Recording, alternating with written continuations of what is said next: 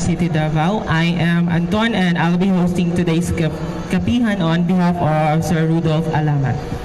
Joining us here today are first we have the Forest Restoration Marketing Officer of the Philippine Eagle Foundation, Sir Harold Kim Manla, but mag-apa siya later kasi on the way pa daw po, to give us updates on their programs and activities in relation to the conservation of our Philippine eagles. Also, we have Harold Kibete, the event organizer of Pamulak and Indak-Indak sa Kadayawan, to talk about these events and their preparation in general. Also, we have Ma'am Charlotte Parba, the Admin Officer of City Tourism Operations Office, to give us the updates on the Kadayawan. Also, we have from the SM City Davao to talk about the activities and deals of SM regarding to the Kadayawan Festival. We have Ms. Leia de la Muerte, the mall manager of the SM City Davao, and Ms. Pinky Hinong, the group marketing manager, SM Supermalls Mindanao,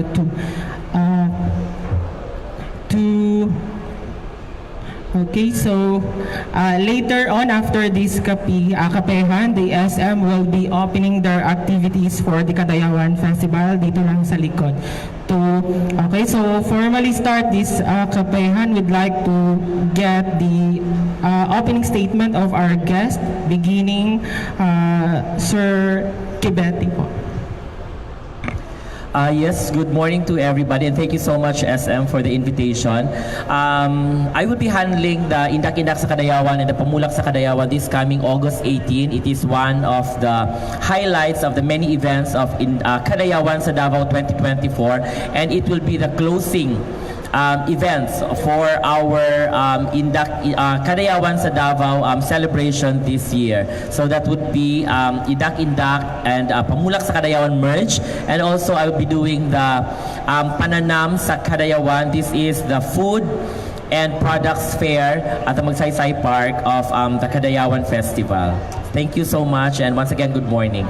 Okay, for Ma'am Leia, opening statement po. Yes, hello, good morning everyone. So we are happy to share some updates this happening this Kadayawan month here at SM City Davao and SM Lanang.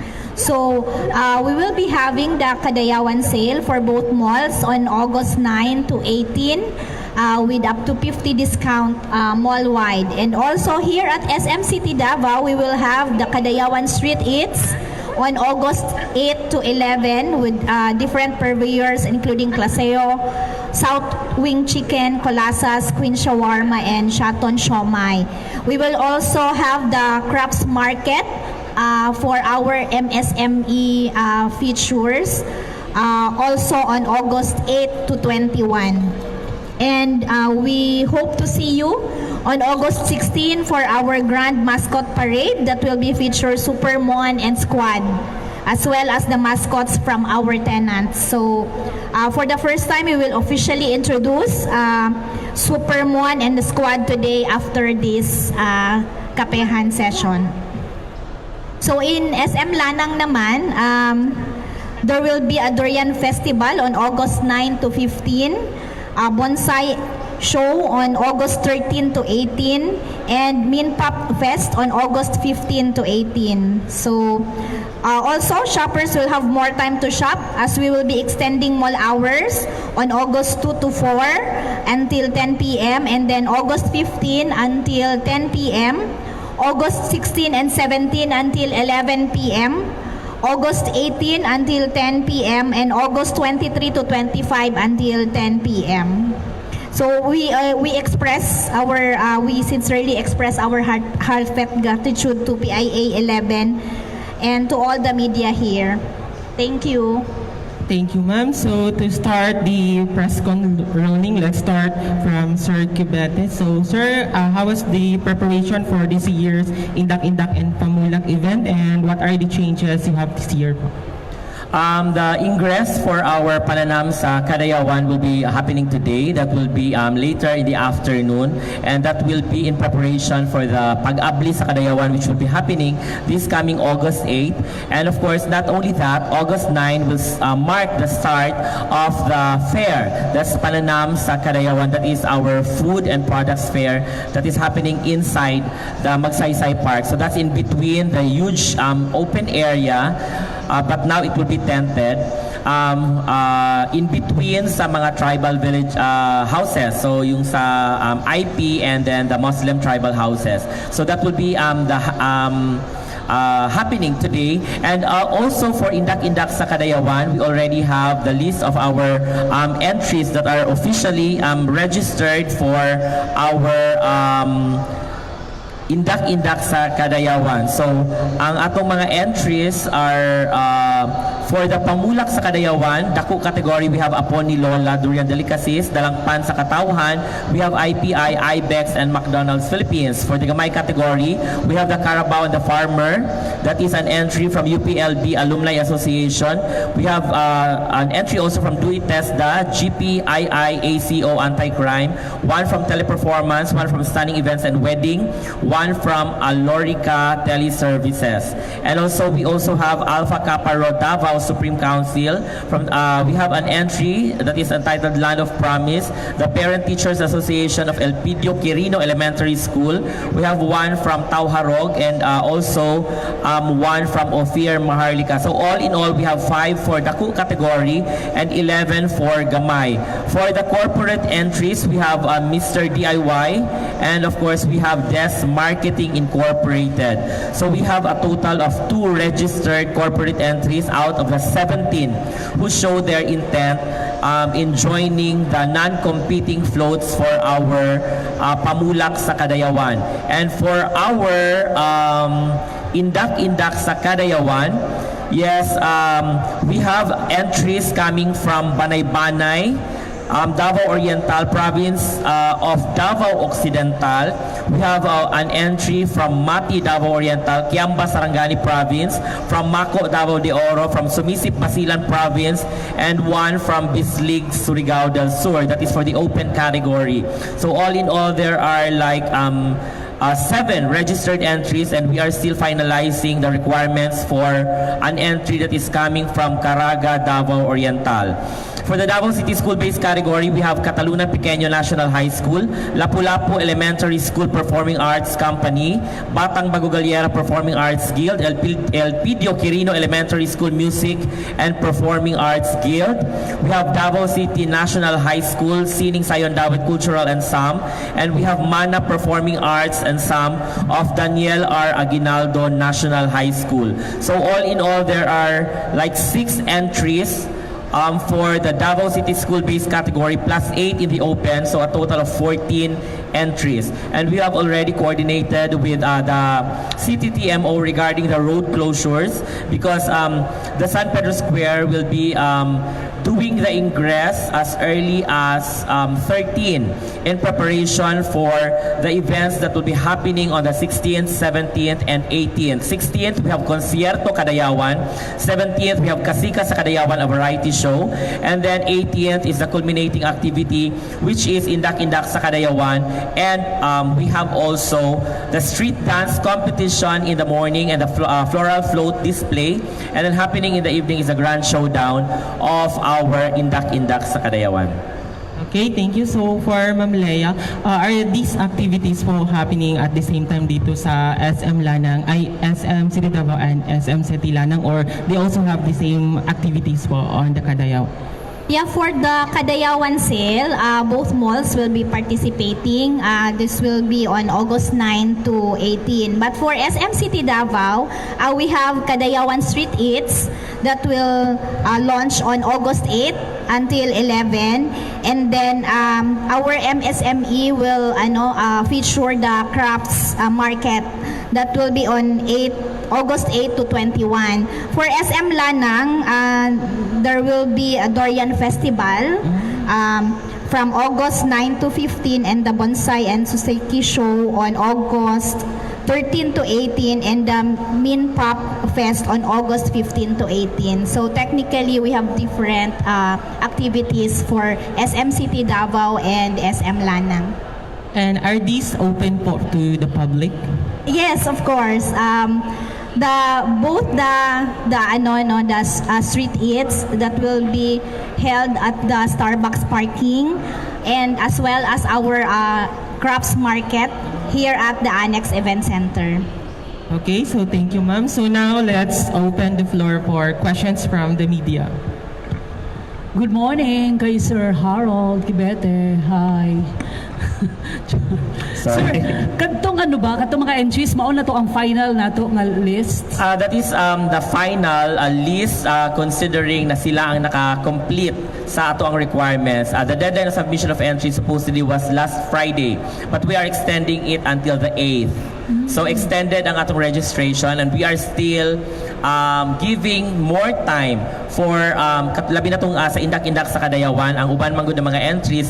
Ang mga bata, ang mga choreographers are really very interested, but ang kulang lang dyan sa ila is the finances. So that holds them back from joining the competition, because especially if you're coming from outside Davao City, you really have to spend costumes, props, and ang accommodation man go, they will be that will be shouldered by the city government of Davao, and they're billeting quarters. So sa the city government of Davao na siya. Ang ilahan lang dyan is the transportation, the fuel, and everything. So kana siya gina-arrange pa na nila sa mga groups that are asking help also from their local government offices, so that it could like hasten the expenditures that they'll be shelling out for the competition. Sir Harold, you are extending the deadline, sir, no, of the participants. Does it mean that you are nagkulang ta sa ato mga entries, or kulang pang ato mga entries, and kinsa pa to mga entries o participants that you are expecting?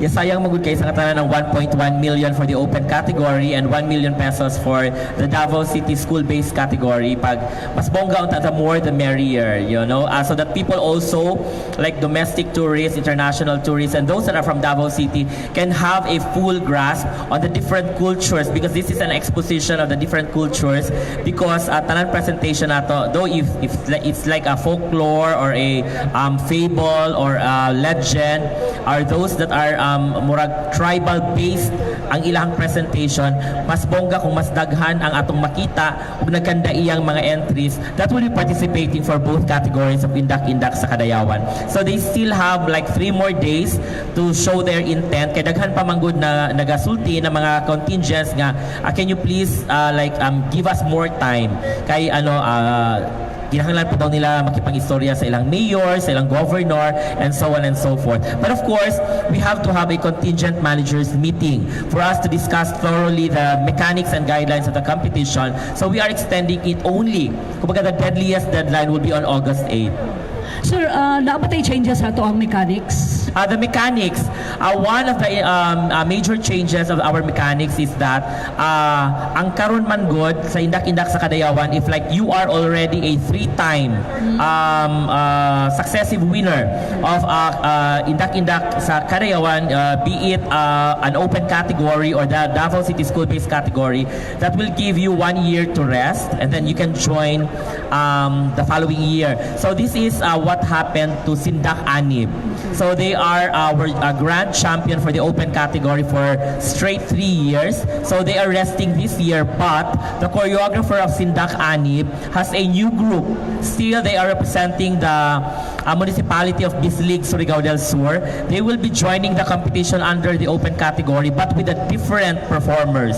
So na yung mga elementary school ang part sa ilang members, and also they have high school. So it doesn't limit them from like concentrating only on elementary or high school, kay open category man siya. Masin pag ang competitor or the contingent member is like an out of school youth, they can like join the group and represent their municipality. So only Sindak Anib, sir, ang wala karon? Yes, and actually gusto dyan nila mag-apply until, especially because it's their passion, they have prepared for it. But it's very sad to say na, like also we are giving chance to others, you know, to have the feel on how it is being a champ, you know, getting this year's 1.1 million pesos. But the choreographer has been very, very competitive sa Sindak Anib, and he is bringing a new group, but still the same municipality ang ilang dalon. Thank you, sir. Last na lang, sir. What about the route, sir? The route for Same our na street dance competition, we have 3 satellite competing areas. First is the Marco Polo area. So that is where the gathering of all the contingents and the floats will be stationed. So call time for all the floats will be at 4 o'clock in the morning. Then 5 o'clock would be the pre-judging of all our floats not in motion. So our judges will really scrutinize up close and personal the different types of floats. And then 6 o'clock we will start the program at Rojas Avenue. And then the route will be from Rojas going to CM Recto, and then Bonifacio Street, Pelayo Street, and then they will be heading towards the San Pedro Square. The second competition area will be at Apo View area. So that is Pelayo Street corner, Bonifacio Street, and then everybody will go to San Pedro Square for another satellite competition during the street dance competition. For the street dance competition, teaser performances, they will be performing a total of 2 minutes. The ingress and the egress will be 60 seconds each. And then also, for our float, they will just be passing by the different competing sites, and then judges will be stationed there. And then in the evening, so buntag palang daan di ay mahibalaan na nato kung kinsa ang winner sa mga floats.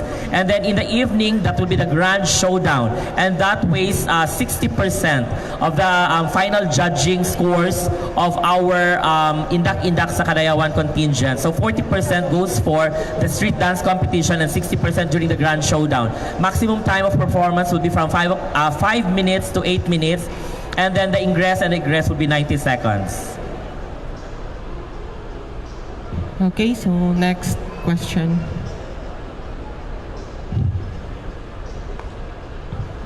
Still to Sir Harold. Sir, good morning.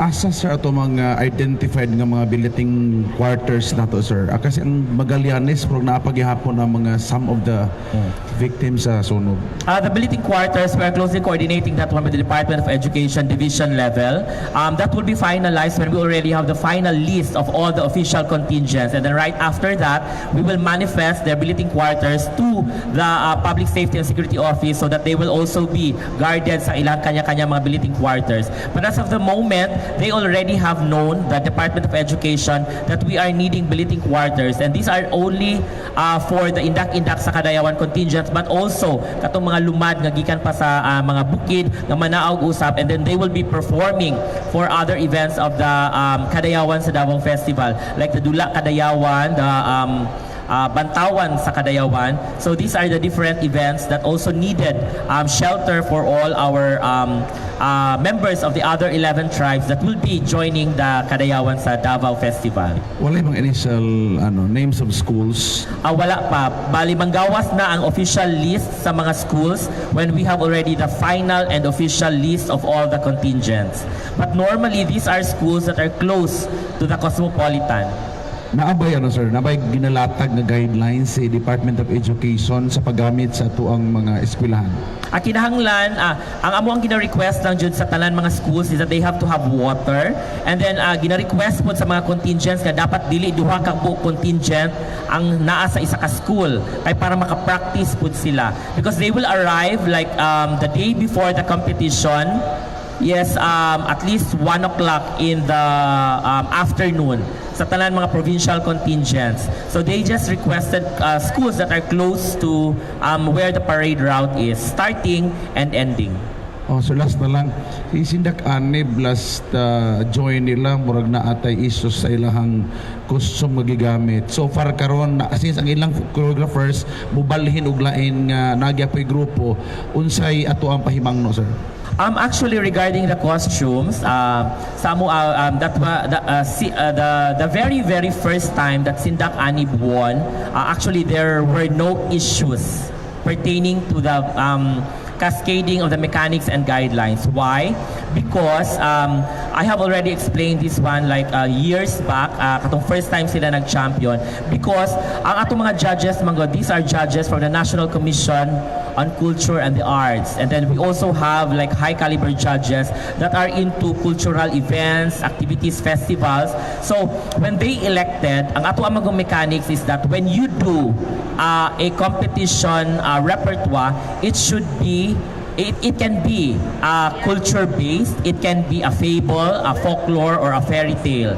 And then ang katong Sindak Anib, when they went into Davao City, they represented a story that is a folklore nga that requires also na magbahag jud sila, okay?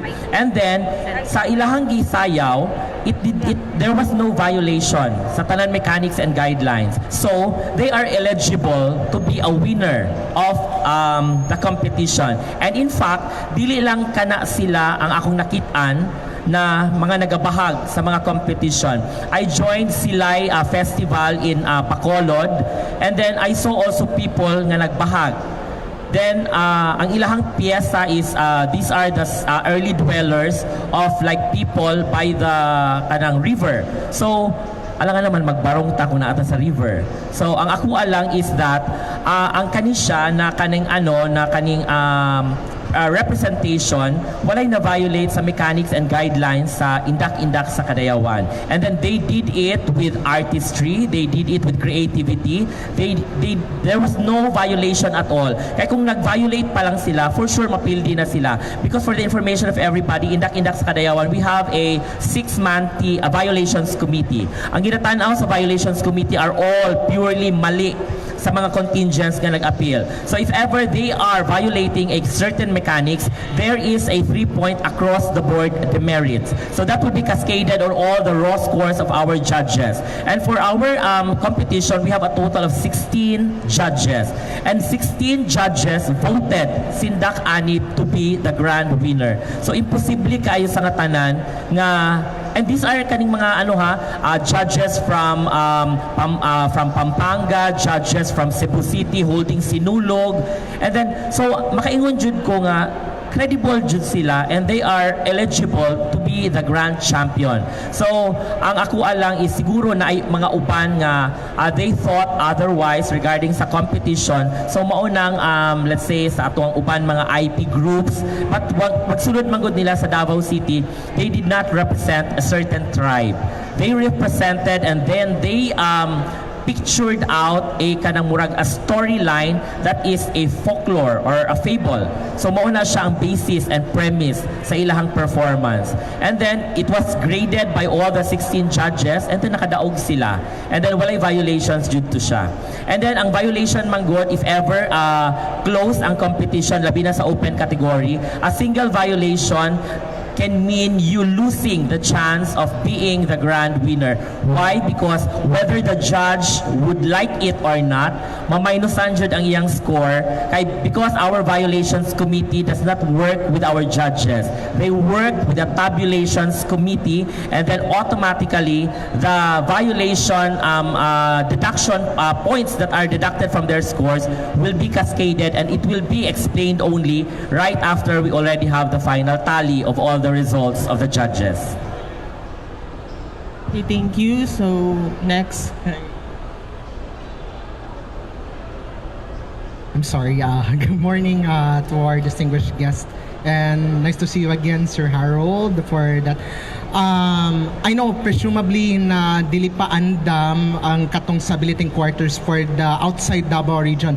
But can you give the assurance sa atong mga kaigsunan na intent sa magstay sila for competing sa indak-indak sa kadalanan for their safety and security even sa ilang mga belongings, and also will they only take in mind na ilahang ampingan ng ilang mga things, especially sa ilang mga props and also mga important valuables po? Okay. Every time we have or we assign the billeting quarters of all the contingents, especially those that are coming from outside Davao City, we are closely coordinating this with the Public Safety and Security Office. And then the Public Safety and Security Office will send in security murag entity to the different and various schools where these contingents are assigned to stay. And then they are manifested. And then sa among part po as organizer, naapod ko yung team na nag-check sa the places or the schools na it should be livable. Dapat na siya tubig, comfortable ang ilang paghigda, nabay mas space na matulga nila. So kani siya na mga certain or the things that we needed to consider, these are taken care of, and then we have a team that are assigned nga dapat makainom sila tubig, and then if ever dili man siya kay naa may inspection before the arrival of the contingents, then we will relocate the contingents into other schools. Like for example, before naatay somewhere sa second district nga ang kanang school anang scheduled ang tubig ba. So dili siya kanang 24 hours. And then so if ever ang bata giigang after sa practice, dili jud siya makaligo kay maghulat pa siyang schedule. So among gihimo gipa-relocate namo siya into another school nga readily available ang water. Kay that is very very important. And then also the team ensures that the children that are composing all the different contingents nato makakaon jud sila sa katong unsa tawag ani kanang food allocation na naka-allocate upon arrival din sa Davao City. Okay, so thank you. So acknowledging the arrival of Ma'am Charlotte Parva, the Admin Officer of Davao City Tourism and Operation Office. So Ma'am, opening statement po. Hi, good morning everyone. Sorry I'm late. Okay, yun lang. We would like to invite everyone for the 39th Kadayawan event. Magandang umaga po. So how was our preparation po, Davao City's preparation for this Kadayawan Festival? As of yet, we are very much at the top of the preparation for the upcoming Kadayawan. We work closely with all our event organizers like Sir Harold here. We already had the closed-door interview for the HIAS, and looking forward for our big day of opening this coming August 8. But first, we will be having our Misa Pasalamat Muna this coming August 7. Okay, so thank you, ma'am. Okay, so for Ms. Leia, so can you give us details po about these craft markets? Who are the invited MSMEs and what are the products they're gonna display during that event? Yes, for our crafts market, this is just a part of our MSMEs, no, that's happening here at SM Annex Event Center. So for the 2 weeks, we will be, I don't just have the list of wait lang. Okay, so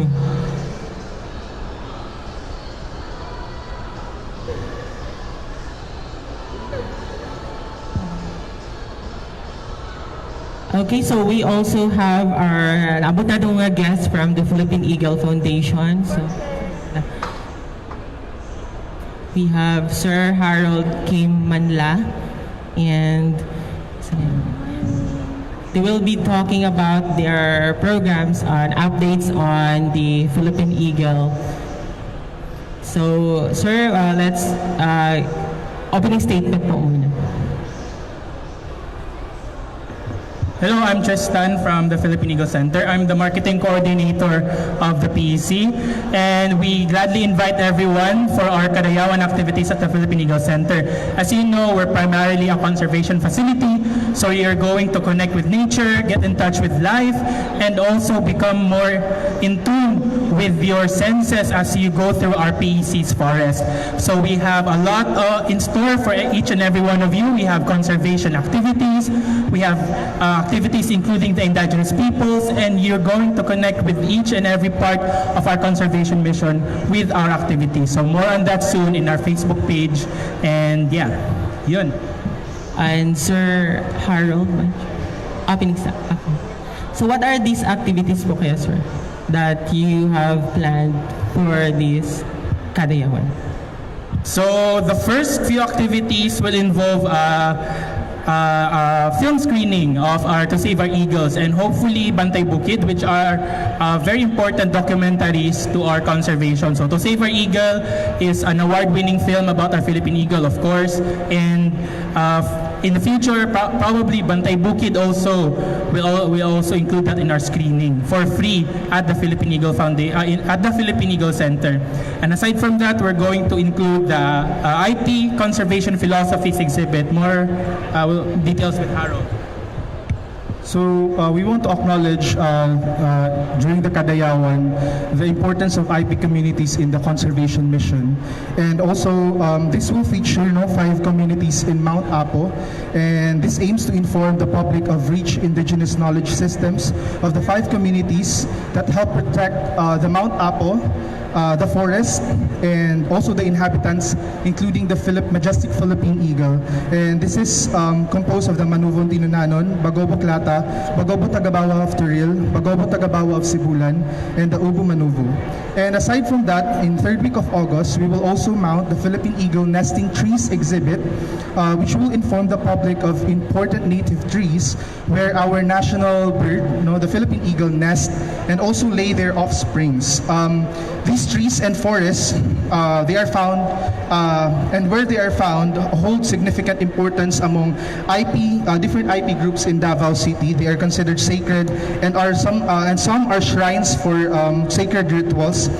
This exhibit is in line with our 3 Million Trees campaign, wherein this campaign aims to support reforesting 1,200 hectares of land in multiple nesting sites in Mindanao by planting 3 million trees. And we partnered with IP communities for this endeavor, as they will be the workforce. And the fruit trees, alongside our native trees that will be planted, will also provide sustainable income for them. And if you want to join us in this mission in helping our IP groups in conserving their forest, you can visit 3milliontrees.com or visit our booth there to know more on how you can contribute to this cause.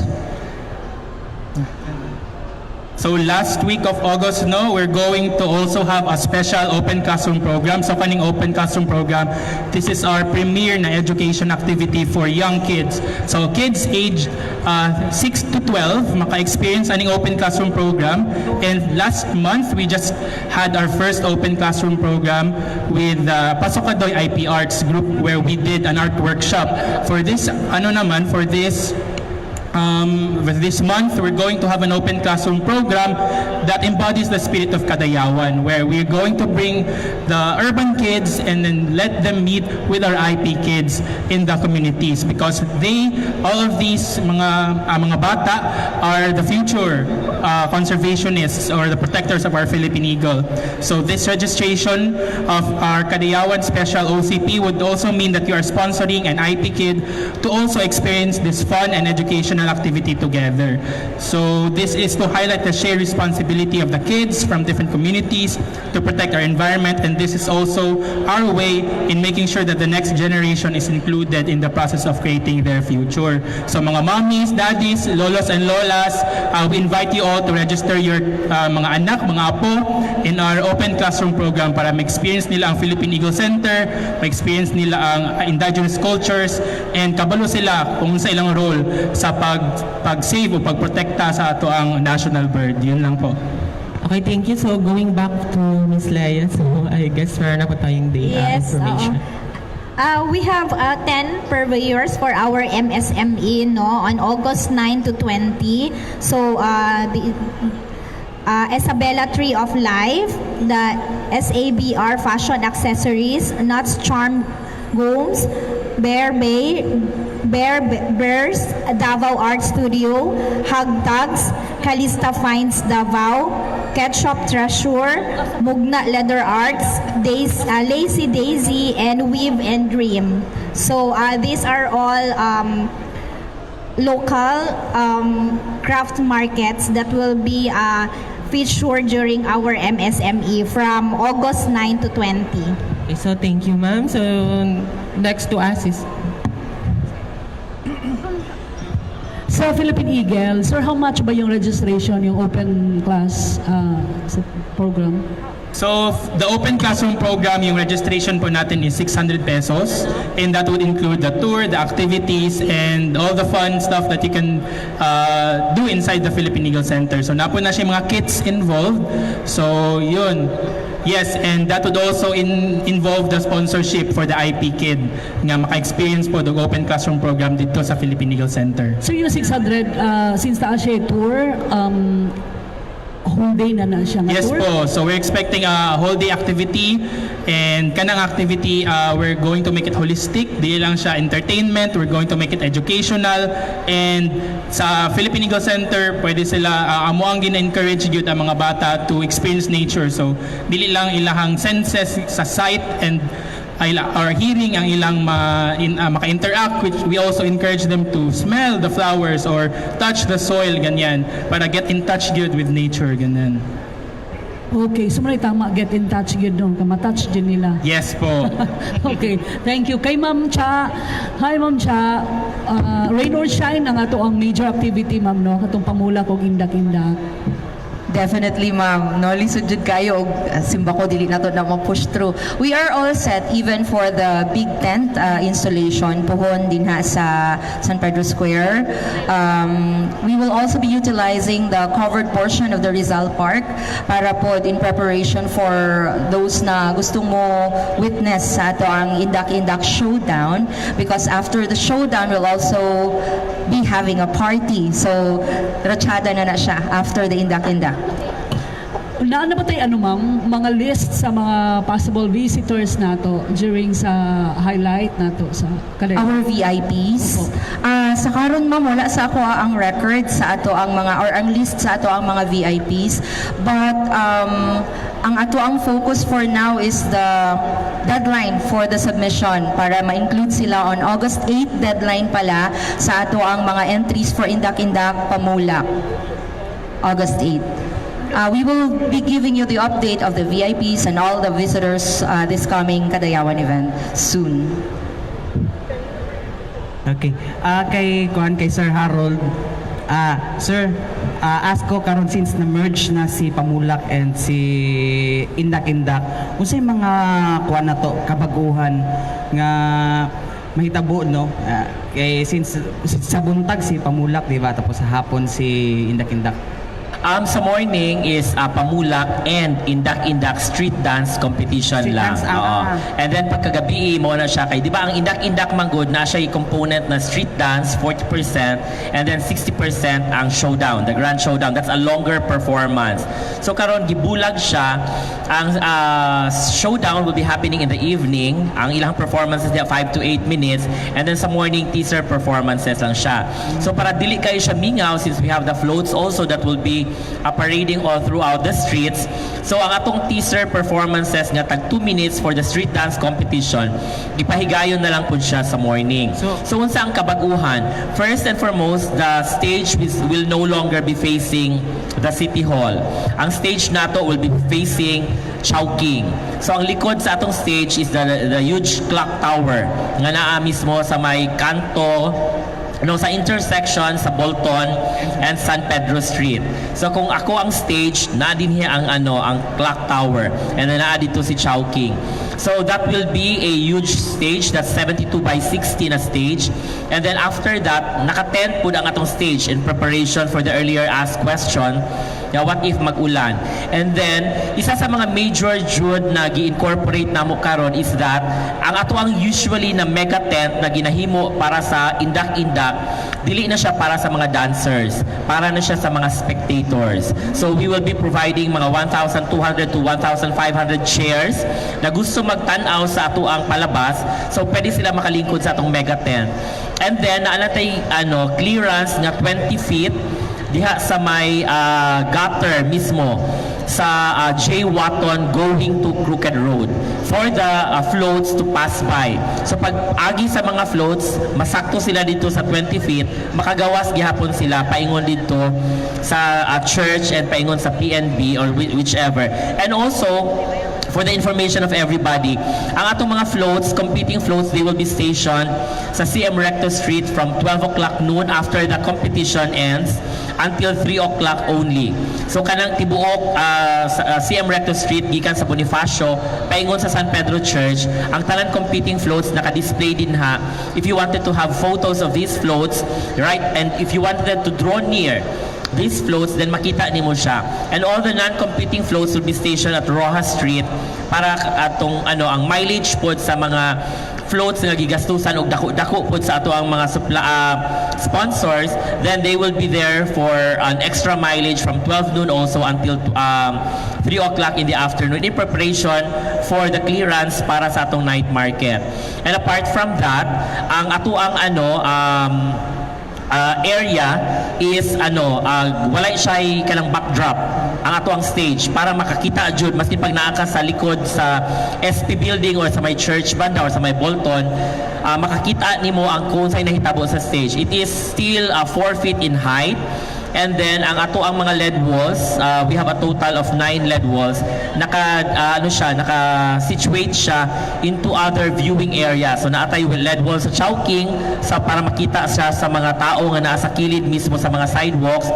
Naata sa may Bolton, nagatubang paingon dito sa Jollibee and McDonald's, and napunta sa may SB building na paingon siya sa Magallanes. And katong ato ang Aguila stage, di ba naman po siya shelter, napunta yung LED wall nga giputang dito para at least kung gusto mo mananaw kung sa'y nahitabo, kung guot na dyan siya kaisa nga tanan, then you can still enjoy what's happening. And kani siyang mga LED wall, amo ni siyang putangan ng audio system pod para at least kanang dili siya kanang scenics lang ang makita, but also scenics with sounds. Okay. Sir, so ibig sabihin in between sa floats ang katong street dance na ipahigay Yes. morning.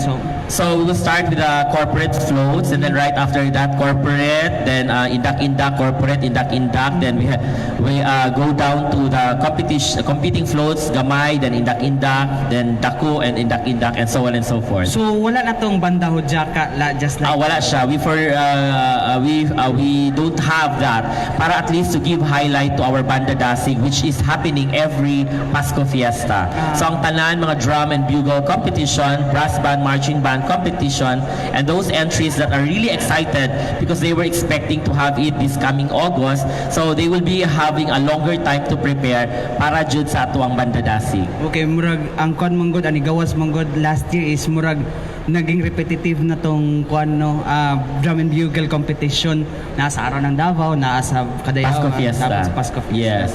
Ang difference lang po sa ito ang Hudyaka and then the Banda Dasig is that ang Banda Dasig is more into like flamboyant and colorful and like theatrical approach siya. Pero katong Hudyaka jud more into like musical merits and then the routine of the color guard and our majorettes. Okay.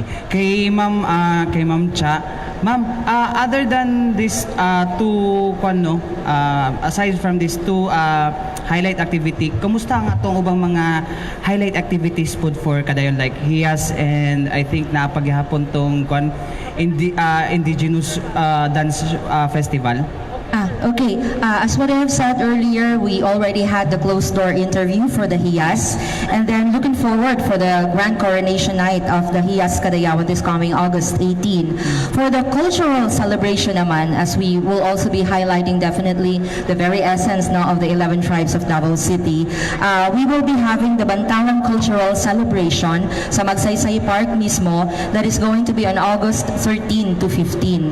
And also as part of the for us also to witness the cultural and traditions ng ating mga tribes din, we will be having the Dula Kadayawan sa People's Park this coming August 17. So that is in addition sa ato ng mga naka-highlight na events also this coming August 9 to 11, which is the Ironman. So yun naman yung sa cultural base natin, ito yung sa Bantawan, yung Dula Kadayawan, and our Pananam, by the way. We also have the Pananam this coming August 9 to 18. The Pananam is, this is a food and product fair. This is the moment wherein we get to taste the native delicacies of the 11 tribes. Okay. Last na lang. Sir Harold, nagpahabol og question din. Pila na ba daw ang nag-signify nga mga participants for indak-indak and tulo ka kategory sa pamulak? Okay, so ang ato ang indak-indak sa Kadayawan, okay, we already have a total of 8 entries for the open category, and then we have 6 entries for the Davao City School-based category. So ang ato ang open category, we have as far as Banay-Banay, province of Davao Occidental, we have Mati, Kiamba, Mako, Sumisip, Basilan, Bislig City, and Caraga. And for the Davao City School-based category, Catalunan Pequeño National High School, Lapu-Lapu Elementary School, Batang Bago Galiera, Elpidio Quirino Elementary School, Davao City National High School, and Daniel R. Aguinaldo National High School. And we also have a total of 5 competing entries for the Dako category. Apo ni Lola, Dalangpan sa Katauhan, we have IPI, IBEX, and McDonald's. Sa Gamay category, we have a total of 11 competing entries. And then for the corporate category, non-competing entries, we already have a total of 15 na DI. Mr. DIY, Des Marketing, Suzuki, Tosot, Lola Abons, Durian Candy, RDL, Lycean Bloom, Converge, Consulate General of Malaysia, McDonald's, Bingo Plus. We have Jollibee, they will be having 2 floats. And we have 8 under par pawn shop operator and Universal Rubina Corporation for the non-competing floats. So kaning 8 ug 6 sa indak-indak, Sir Harold, final na ni? Ang ato ang thank you so much. Yeah, I would like to say hi to Sir Russell. Thank you so much for giving us, an avenue to make everybody informed about the different activities of our Kadayawan sa Davao Festival. So we already have our deadline of submission of entries last Friday, and then this is an extended. We extended the deadline until August 8. So 3 days from now, we'll be closing the submission of entries, and then that's where we will be giving you the official list of competing entries, contingents for both Pamulak sa Kadayawan and Indak-Indak sa Kadayawan. So kaning mga na-mention na ako ni siya, mo ni siya ang naapay, these are the entries that have completed all requirements for the competition. Okay, so na lang po sir ang prices sir para sig daghan pa magpahapon. Yes. So I would like to inform everybody about the prices of our Indak-Indak sa Kadayawan. Yes, for our grand winner for the open category, we'll be having a 1.1 million pesos. Second place is 800. Then third place is 500,000 pesos. Then fourth place is 400,000 pesos. And fifth place is 300,000 pesos. And our consolation prizes will be 50,000 pesos. We'll be having 10 of that. And special awards, best music, best choreographer, and the best in artistic design, they will be receiving each 50,000 pesos. For the open that's for the open category. For the Davao City School-based category, the grand winner will be receiving 1 million pesos. Second place is 500,000 pesos. Third place is 400,000 pesos. Third place is 400,000 pesos. Fourth place is 300,000 pesos, followed by last place, that would be 200,000 pesos, and 5 consolation prizes of 30,000 pesos. And all the special award recipients will also receive 50,000 pesos each for best music, best choreographer, and best in artistic design. For our Pamulak sa Kadayawan, Dako category will receive 800,000 pesos. Next is 600,000 pesos, and then third place is 500,000 pesos. And then meron tayong 4 consolation prize winners of 100,000 pesos. For the Gamay category, the grand winner will be receiving 600,000 pesos, followed by 500,000 pesos. Third place is 400,000 pesos, and 4 consolation prizes of 75,000 pesos. So that is for our Pamulak sa Kadayawan. Okay, thank you. Last na lang kay Ma'am Leia. Ma'am, ano po yung mga highlight activities din ng SM po for this Kadayawan? Yes, hello. Both malls, SM City Davao, SM Lanang, will be having the Kadayawan sale on August 9 to 18 with up to 50% discount mall-wide. No? So here at SM City Davao, we will have the Kadayawan Street Eats starting on August 8 to 11, and also the crafts market on August 8 to 21. So for SM Lanang naman, there will be a Dorian Festival on August 9 to 15, Bonsai Show on August 13 to 18, and Minpap Fest on August 15 to 18. So, and also right after this press con, we're going to introduce Supermon. And on August 16, we will have the Supermon and Squad mascot parades. Okay, so thank you, ma'am. Next question from... Asan po? From this. Nagtabi. To Philippine Eagle, to Sir Harold. Sir, how long have you been doing this project, the reforestation? Kasi if you're in partnership with the indigenous people community, and if we compare that, a certain group is also doing it in Zambales. We've seen that the thick foliage is already covering Zambales Mountains. So, ano na po yung result ng cost, and how long have you been doing it?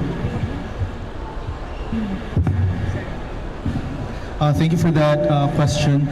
So, reforestation, we already conducted multiple reforestation projects with also Ayala, but so hindi na po new yung reforestation. But in terms of IP communities, matagal-tagal na din po.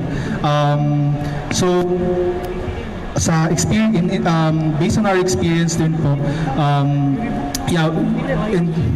last year, the foundation, together with the Ayala Land Incorporated, won the ASEAN Green Initiative Award, deeming the Ali Davao Carbon Forest as one of the best ecosystem restoration in the whole of Southeast Asia. So, reforestation is not new sa foundation po. And we also have Bantay Bukid, wherein they have been the workforce for our reforestation projects. But for this certain campaign, the 3 Million Trees campaign, it was launched po last March. And right now, we have multiple tree parents na din po who adopted trees. And as of today, tinatanim na po yung mga trees na na-adopt po. So, Sa ngayon, we have, if I'm not mistaken, 400 pairs of Philippine Eagle in the wild, and it continues to soar amidst the threat. But what are the struggles in preserving the Philippine Eagle? And how many indiscriminate shooting or illegal hunting have you been recorded so far? In terms of, one of the struggles po talaga is the lack of forests. And actually, that estimate po na 400, to be exact, 392 pairs, based po yan sa model po, population model, based on the, one of the major factor po kasi is the available forest cover. So, we need 7,000 hectares on average of forest cover for an eagle pair to create a nest and produce an offspring. So with the remaining forest in the Philippines, yun po yung estimated na population based on the model. So yun, isa yun sa struggle, remaining forest cover, and that's why we need to reforest, no? Hindi na po tayo, we're past na po sa pag-protect lang ng forest. We need to create more habitats for them, for their species to survive. The remaining forest, saan po yun? Yeah, all around the Philippines. But except po certain areas such as Palawan, wherein the environment is not suitable for Philippine eagles. So yun, it's all around the Philippines, the remaining forest cover po. And one of the, but the hotspot po talaga for population of Philippine eagles is here in Mindanao, because we really have a very thick forest pa po, remaining forest here in Mindanao. Of the remaining forest, ilan po yung cover nun dito sa Mindanao? Mindanao. Here in Mindanao, I am not quite sure po. So, Okay po. yeah. Sige. Malaki pa rin ba? Malaki pa rin ba? Yes po, and that's why we have the largest portion po ng population nila here in Mindanao. Sir, yung sa open classroom, how important pa yung pag-educate or pag-instill sa mga kids itong about forest protection or protection of environment? Kasi parang yung mostly yung mga kids ngayon nasa gadgets na sila nakatutok. Yes. So yun po, another challenge din po is education for us. Kasi we need to rally everyone because this is not mission only for the Philippine Eagle Foundation. Atin to lahat because the Philippine Eagle is ours. So yun, we want to engage the kids as early as them because they're impressionable and then they easily get inspired with simple things. So if i-inspire mo siya at just a young age, ialis mo siya sa parang influence of in the internet and you let them immerse with nature, you let them immerse with anything that they can touch, they can feel, they can see, they can hear, ganyan. So they get inspired to do things to protect these things, and maybe we're raising through this open classroom program. We're raising future conservationists. So even myself, before we had field trips, dili magita kanang shy ana morag ato ang memory sa Philippine Eagle Center nga tay field trips dito, and pagbalik nato makita nato nagya po na Philippine Eagle. So that's the values that we want to instill nga.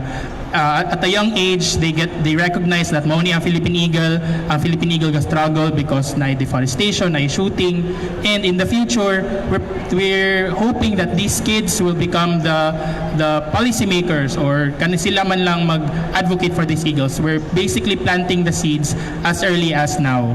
You So, yun mentioned po. also na itong kid, mag-meet nila yung IP Kids. Yes po. Sa activity. So for example po, one of our plans in their activities is kanang sila mga collaborative nga mag-answer of questions. Also they can collaborate and share mga knowledge with each other, guided by our facilitators at the Philippine Eagle Center.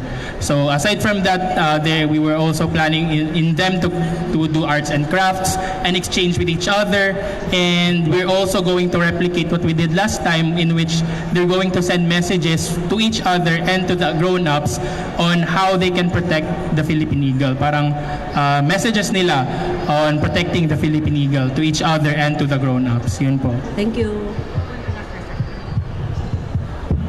Kay Ma'am Charlotte. Hi ma'am, good morning po. Good morning ma'am.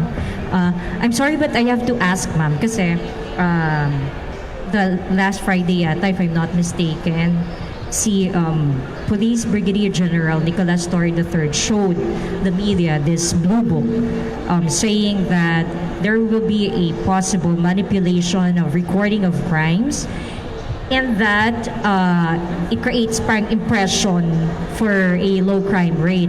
So I'm asking this, do you think there's an effect on tourism sa pag-reveal nun ni Police Brigadier General Torre in time of Kadayawan pag yun? Okay. We all know that Kadayawan is one of the most celebrated events sa ating syudad, and it is also one na talagang naghahatak ng mga turista. That pronouncement, although wala man ta sa authority to question it sa among level, but then we are confident that it will not affect the Kadayawan celebration because Davao history is better known to us. We know that we enjoy peace and order, and that is one of the reasons why tourists come here and they enjoy our festivities. So we are praying that it will not affect the Kadayawan celebration. And that's one challenge that all of us will also be working together in promoting peace and order in Davao City. Ma'am, despite this, do you still believe na you can still promote Davao City as the safest city? Definitely, ma'am. Thank you so much. Next question. Sa Philippine Eagle Foundation. Sir, when in terms of protection, aside from the lack of forest in the Philippines, how about the resources and workforces that protects eagle? Kumusta?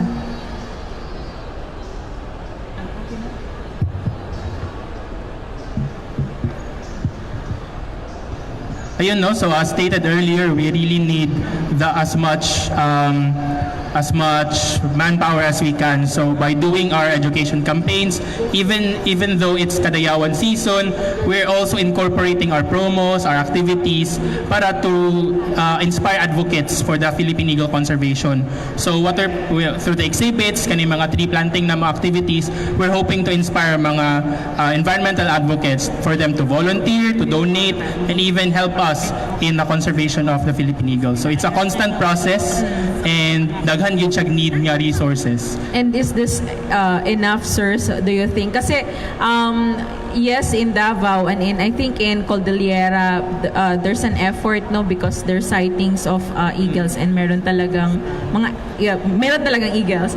But in some provinces na walang sightings or walang presence ng eagles, meron din bang mga efforts to help in not just protection but in campaigning also to raise awareness para sa protection ng mga eagles, to do kaning tree planting activities, etc. In hopes na mag-multiply pa yung mga agila.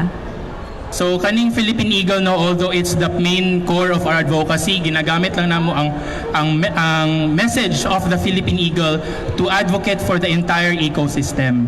So even though nga kaning mga areas like in areas in the Philippines nga walay Philippine Eagle, we still use that Philippine Eagle umbrella because the Philippine Eagle siya is an umbrella species. So pag i-save na to Philippine Eagle, ma-save po the entire ecosystem under it. Since it's also an apex predator, siya ang sa pinakataas sa food chain. So pag mawala ang Philippine Eagle, dako kayog effect sa uban nga mga animals and mga plants.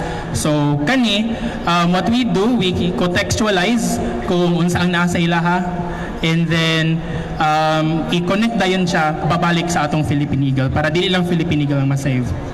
Question. To answer also your question, ma'am, that's why Philippine Eagle Foundation nagka-partner with IP communities because sila po talaga yung forefront for the conservation of Philippine Eagles. Sila yung most practical partners, no? Kaya sila man gud na sa ground. Maybe more than 70% of the eagle population nasa sulod sa ancestral domains of our IP communities, right? So by equipping them, by partnering with them and supporting, for example, we have Bantay Bukid and Davao City is also parang nagabigay sila ng incentives for that by protecting the eagles as our forest guards. So we're also having that not just in Davao City but also in Bukidnon, in Sarangani, in Apayao, the Cordillera, and the most practical solution is to equip the IP communities and support their conservation missions. Sir, last na lang, with these efforts, sir, anong implication na even though we have strong campaigns sa grassroots, we still have eagle na kanang biktima ng hunting, mamatay? Ano sa implication na sa atong efforts? Yun, it's a call for everyone's everyone's participation in the eagle conservation. The Philippine Eagle Center, we can only do so much.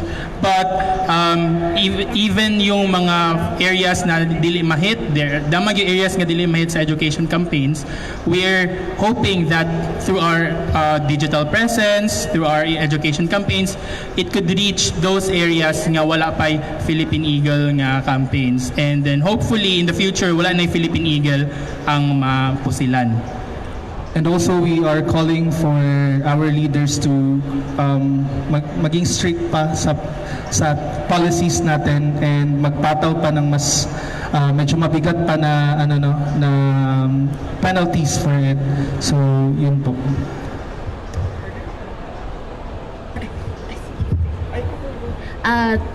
To Pef Gyapon. These past few months, atong kwan is 400 pairs pa in the eagle. Tapos, we have 392. Kanusa lang ni po nga 392 na lang ka pairs we have in the wild? So, actually po, noon po kasi it's 400 pairs, but it doesn't mean na naging 392 ngayon na bumaba yung population nila. It's because po na there is an update po sa modeling. So baka noon baka 300 lang pala talaga, tapos ngayon may due to the parang an updated no na model na mas accurate, kumbaga yun, naging 392 pairs po siya. So hindi po it doesn't mean po na bumaba yung population nila, mas naging accurate lang po yung modeling, and that's why naging 392 pairs po siya. So yun lang po. Other topic naman po. Sir, we recently transferred some of our breeding eagles in the National Breeding Sanctuary. Kamusta na po? Any update on them? Do we have any na sa kanila? So just like last time, we answered this question. They're doing okay naman. So currently, ang atong Philippine Eagles, it's the Philippine Eagle breeding season na po. So yun, they're doing good, and we can't answer any more than that. Yun lang. Thank you po.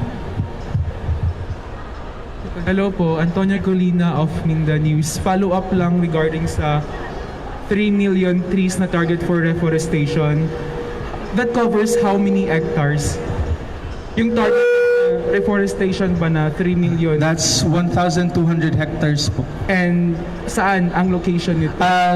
This will be near nesting sites of Philippine eagles po. For example, we have a forest restoration areas in Sirib. We also have a plot in Tambobong. We also have multiple areas in Bukidnon din po. So it's around the Philippines wherein na-identify namin as suitable areas for forest restoration near nesting sites ng Philippine eagle po. So that's Mindanao, and saang parts sa Philippines pa? Mindanao and Sa ngayon po, it's Mindanao po muna, yung forest restoration. Kung sa timeline, sir, pila ka, di ba nag-launch siya to March lang of this year?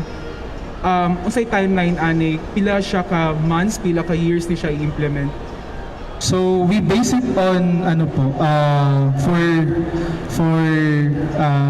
per million po, it's about 10 years. So ganun. We don't want po kasi, we want to make sure po na your trees will survive and it will contribute po talaga sa future.